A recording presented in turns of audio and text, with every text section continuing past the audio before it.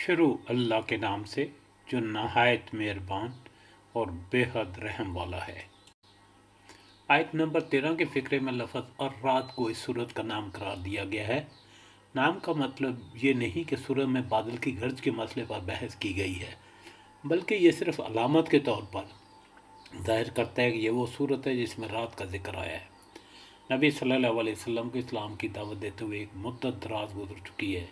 मुखालफिन तंग करने और आपके मिशन को नाकाम करने के लिए तरह तरह की चालें चलते रहे हैं।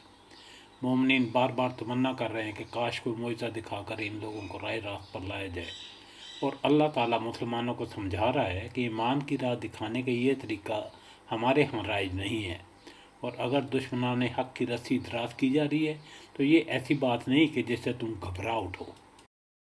सूरा का मुद्दा है कि जो कुछ मोहम्मद सल्लल्लाहु अलैहि वसल्लम पेश कर रहे हैं वही हक़ है, मगर ये लोगों की गलती है कि उसे नहीं मानते। उनको बताया गया कि कुफर सरासर एक हमाकत और जहालत है। फिर चूँकि इस सारे बयान में मनतकी इस्तदलाल से एक एक दलील और एक एक शहादत को पेश करने के बाद तलकीन की गई है ताकि नादान लोग अपनी गुमराहना हट दर्मी से बाद आ जाएं। जगह जगह मुखालफिन के इतराज़ात का जिक्र किए बगैर उनके जवाब दिए गए हैं, और इन शुबहात को रफ़ा किया गया है जो मोहम्मद सल्लल्लाहु अलैहि वसल्लम की दावत के मुतल्लिक़ लोगों के दिलों में पाए जाते थे या मुखालफिन की तरफ से डाले जाते थे।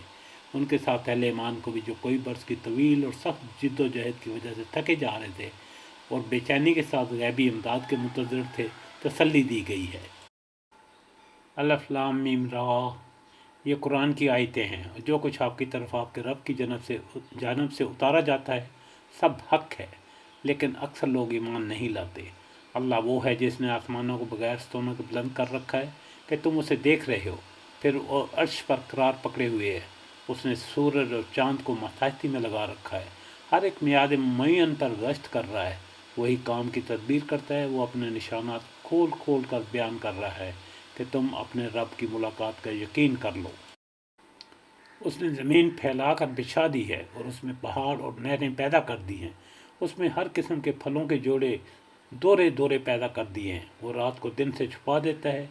यकीनन गौर व फिक्र करने वालों के लिए इसमें बहुत सी निशानियां हैं।